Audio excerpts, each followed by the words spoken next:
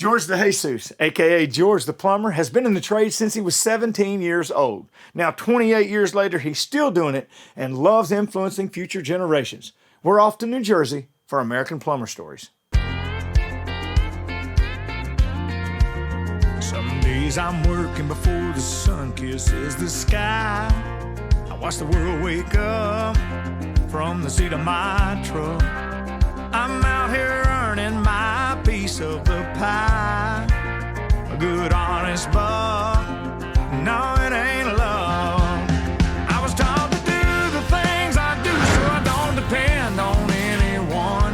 I work hard enough through the year so I play whenever I want. I have more than I deserve, including a wife who says I'm hot. Yeah, it's better than a good life that I got.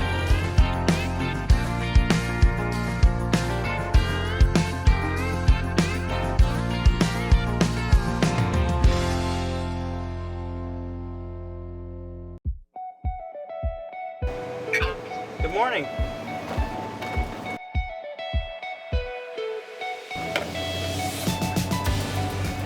So I'm George DeJesus. I am owner-operator of George's Drains out of North Jersey. So when I decided to be a plumber, I was in high school, I had no direction, and I actually was going to choose computers. And I had a family friend tell me, be a plumber. You'll never not have a job. You will work the rest of your life. And it's kind of been true. Even what's been going on right now, there's not an issue of not having work. When I wake up every morning, I want to go to work. You know, I sometimes don't look at my calendar to see what's scheduled. I like the excitement of kind of not knowing. You know, I base my company at being a service company just because of that. Because I like not knowing what I have to do. I like that call comes in and that rush to go help that customer. You know, that's my favorite part of the job. It's just running there and being there for that person to help them. I get to work with my hands, I get to meet people. It offered me basically the life I have now.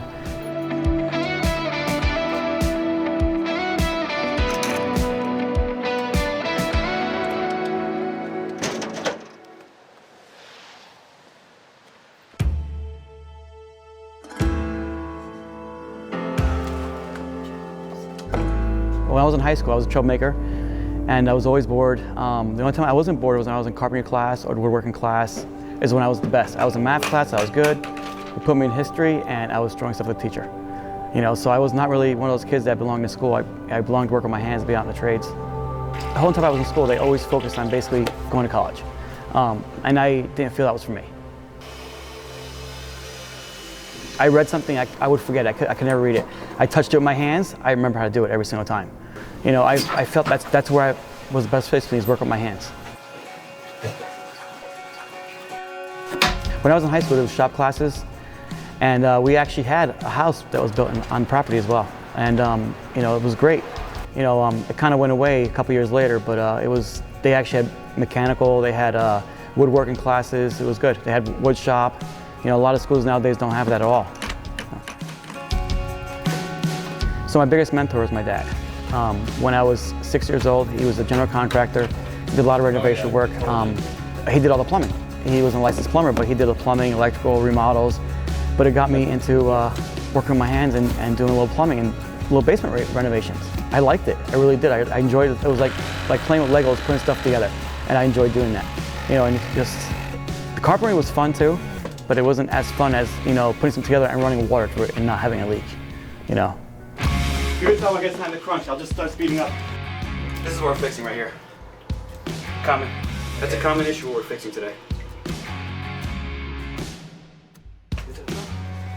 Our country and most customers, everybody just look down to us, not just plumbing in general, to all the trades. They undervalue us. They really have no idea what it takes for us to be what we are. And if I do a job in 10 minutes, they don't realize that it took me 10 years to learn that skill to do it in 10 minutes. They just think, oh, it took you 10 minutes. They don't realize that, you know, they have no idea what it took and the tools we had to buy to make that job possible.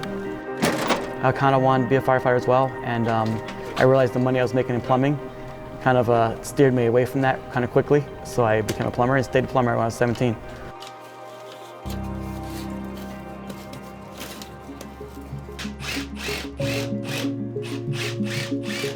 So when I worked for Habitat Humanity, it was during those tough times, you know, 4, 5, 6, 7, 8. I had my own company at that time, and it's like someone went and clipped my phones. So I still had plumbing work, didn't have enough to pay my bills. So I was offered a job as a site supervisor. So I was actually on site training volunteers how to build a house from ground up. Never did it before. They walked me through it. A year later, I'm basically pouring footings, foundations, and framing a house with volunteers.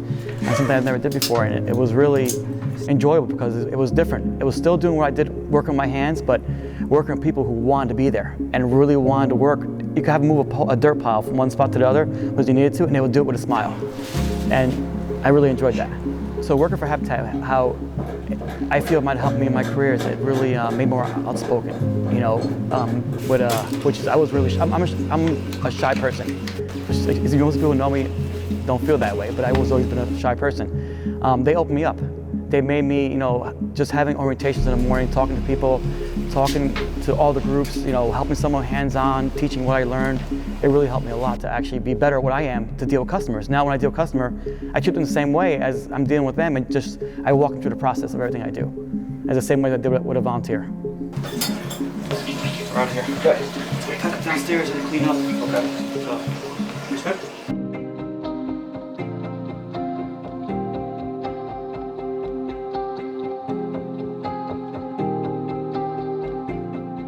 So I feel it's so important for us. Like we deal with it every single day. You ask anybody in any trade, anywhere, there is no labor out there. So everybody's forced and told college, college, college. They don't realize that, you know, without us, there is nothing. You know, not just plumbers, just trades in general. You know, we need bodies. We have nobody, and no one wants to do it. And being that we're undervalued, people feel that you don't want your kid to be a plumber. I want my kid to be a plumber. I want my kids to be a plumber. I want my daughter to be a plumber. You know, most family people don't think that way. They want their kids to go to college to be a lawyer. You know, but the trades are not what they used to be anymore. A fitting? So that tells me there's a clean out somewhere in the line. So, going back to the high school and actually helping the high school kids do the trades, I don't feel, I mean, as much as I am being a role model, I still don't feel that way. I feel like I just kind of just helping people, you know.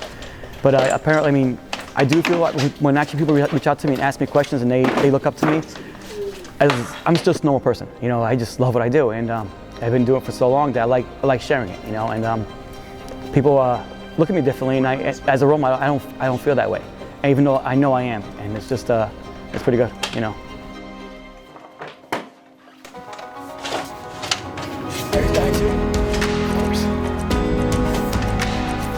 This is probably one of my favorite jobs, and I do a lot of camera inspections. Usually, I try to do it as a second opinion, to prove to the customer the other guy was wrong, or just to confirm that they actually said the right job, not overselling the customer. And I try to do it for a lot of realtors that actually, when they're selling a house, to make sure the line's not broken. Car wash. So are you dropping off today? Definitely today, so I don't have to deal with it tomorrow. I need that stuff first thing in the morning at 7 o'clock in the morning. All right, I'll send you Frank's number right now. All right, bye.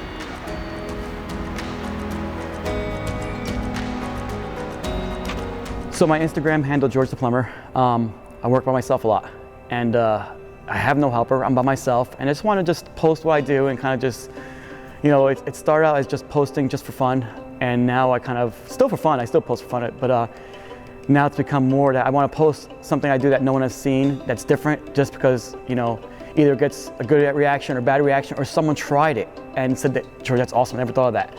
You know, and I picked the same thing from social media, where I've changed things I've done because I saw someone else do something. I'm like, I'm gonna try it, and I've actually did it, and actually still do it that way. It kind of works both ways with social media.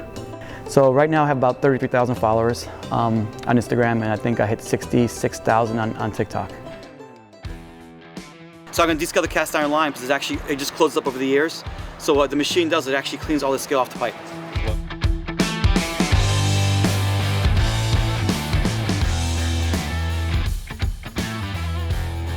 This toilet's actually leaking behind the wall when they flush it. So we're gonna pull it and change the gasket and inspect the line, make sure the line's in good shape. So.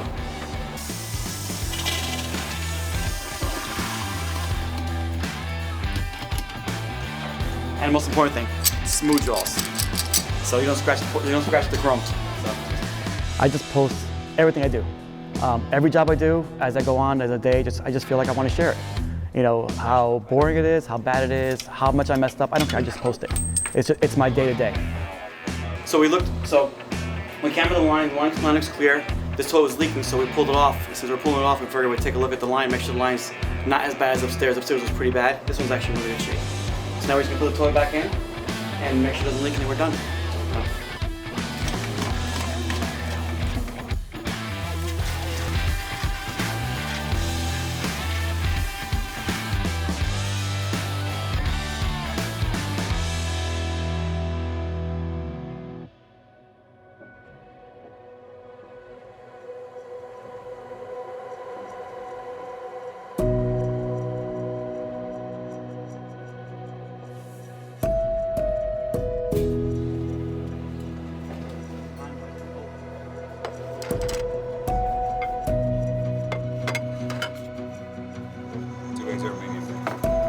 Man, I'm excited about today. Yeah. When we created American Plumber Stories, it was to inspire, entertain, and educate. And today is like the education part. So we're actually going to a school, Roxbury High School, right? Yeah, That's the name Roxbury of High it. School, yep. And what do you think, like today, what's kind of the agenda that we're going to be probably working on with the house there? So what I'm probably gonna start off with is probably explain to the kids what we're doing step by step, and show them tools that we use to do the job itself. Kind of try to explain to them why things have to be done a certain way, and hopefully kind of get some stuff into the wall and actually drill down into the basement so they can actually get an idea on how to rough a house. Frank Caccavale, a teacher at Roxbury High School in Roxbury, New Jersey, whose principal came to him and said that based on what the community requested, they needed to develop a trades program. He discovered the American Plumber Stories, reached out to us, and we connected Frank with George. Under Frank's supervision, the students have been working on a Habitat for Humanity house. So when it came time for the plumbing, George was excited for the opportunity to be working on the project.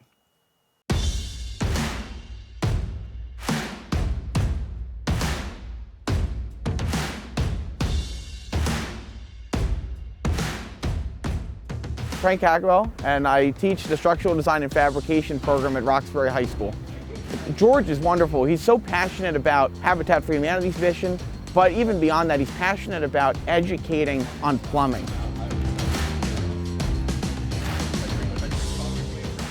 My name is Blair Schleicher-Wilson. I'm the CEO of Morris Habitat for Humanity. Today is really very special. This is a special day for the high school students, the community of Roxbury, and Habitat for Humanity. So I think it's a wonderful treat for them, and it's a wonderful treat for Habitat to be able to demonstrate the community work. This is what we do, is we bring the community together. I am Doug Wright. I'm the Chief Construction Officer for Morris Habitat for Humanity, which means I get to oversee all of our construction and home repair programs. This house is going to stay right here in Roxbury, so it'll be a Roxbury family that benefits from this home and all the work that these students have put into it. How you guys doing? Good. Very good. So every one of y'all are in the trades class, right? Yeah. And how do you like it? Good. It's good. It's awesome. It's the best class. Well, you need to be excited about it.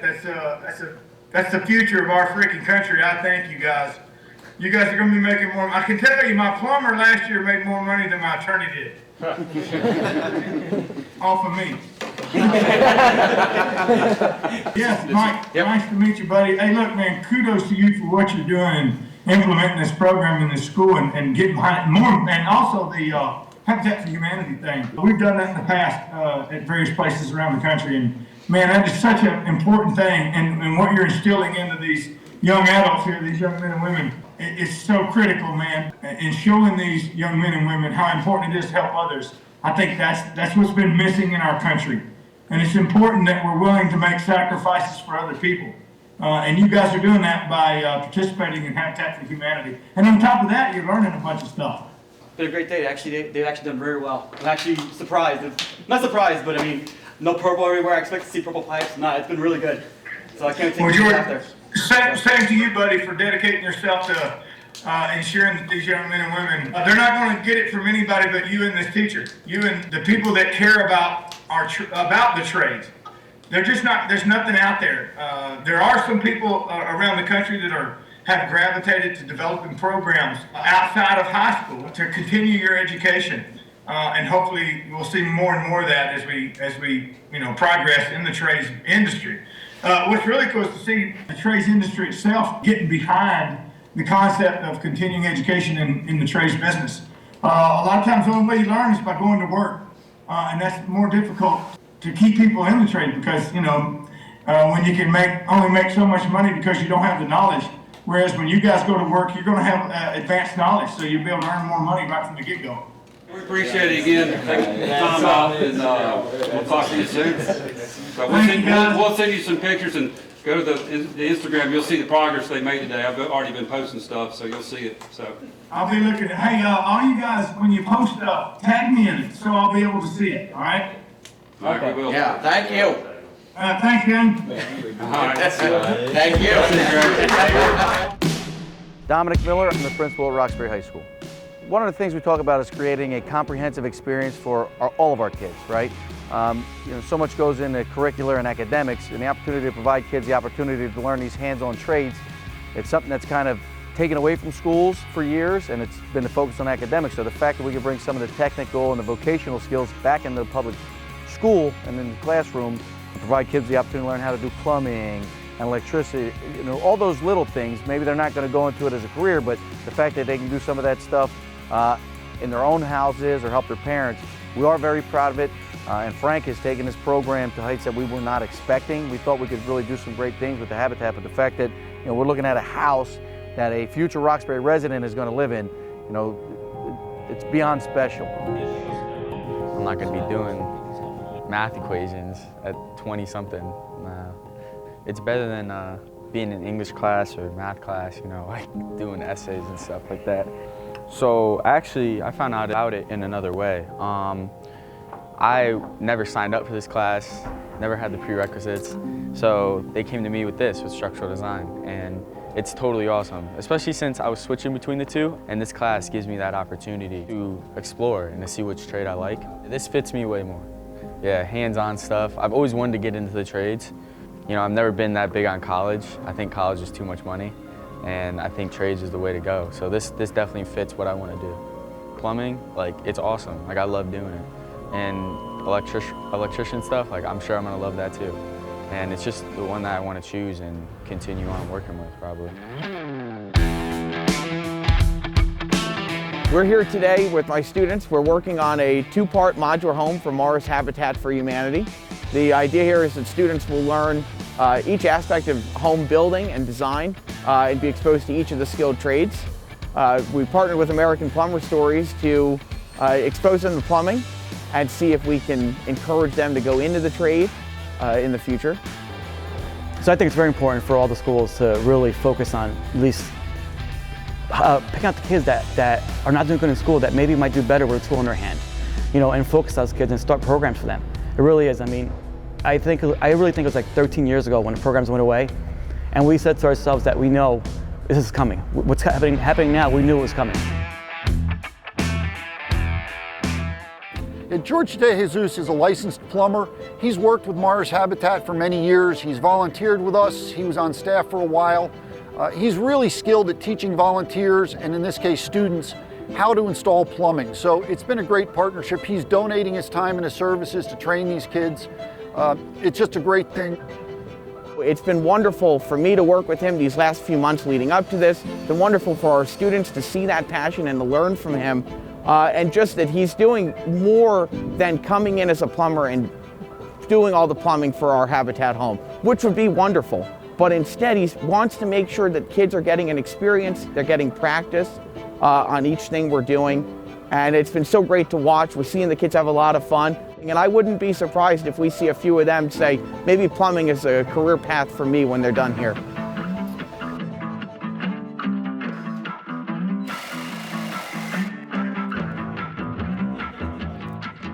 So we're gonna put the drill right against this here. Gotcha. Right? There's gonna be one right directly above it too. Yep. You'd rather me do it from that side, right? I think it's easier for here. Right here. Here. Gotcha. See now the drill's kind of locked in place. You see?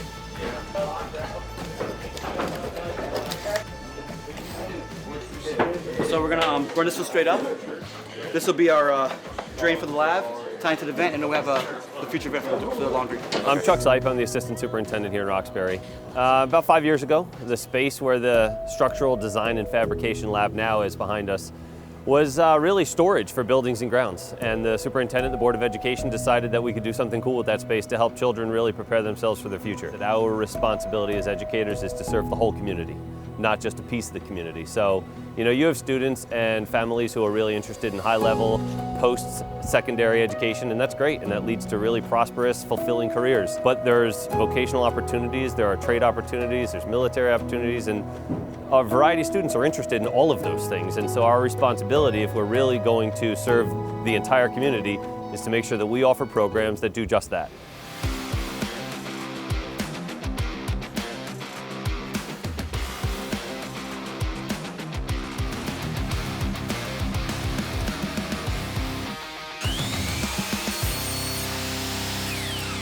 So we had a great day today. We basically got all the plumbing through the roof. The kids had a great day helping me with the plumbing. Right now we're gonna get the tub set and the shower set, and we're gonna get the fixture faucets installed. We need students to learn about the built environment around them.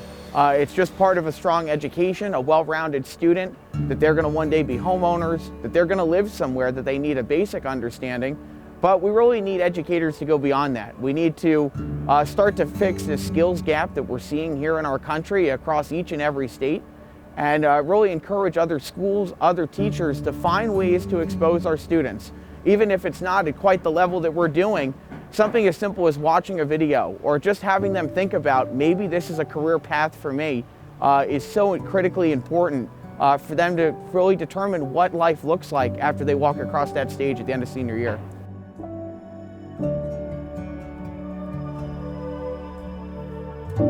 We have not done anything like this before. This is really a first of its kind, and we're hoping that it's not the last. We are working with Frank Caccavale and the school to get the second project underway. It's cool. Just like how they turned all these into like honors classes, like the Woods 3 and like the AutoCAD class, like the engineering. It's nice that we're also getting noticed instead of like just like the, say like honors bio, or like, it's cool that we're also getting recognized for our hard work. Schools across the country should also do this. It's a great opportunity, learn a lot, lifelong skills. You save a lot of money in the long run instead of having somebody come in and do your plumbing or electric, or heck, you could build your own house if you know what you're doing. You know, I didn't build a company. I didn't start my company to build a company. I did it basically as I have a job to actually be around for my family. When they need me, I can be there. I can just stop what I'm doing and go help my family. Or they want me at a football game, I have no one to ask. I just go. You know, my last job didn't allow me that. My last job, I had hours that didn't allow me to basically do anything. So that kind of pushed me to start my own.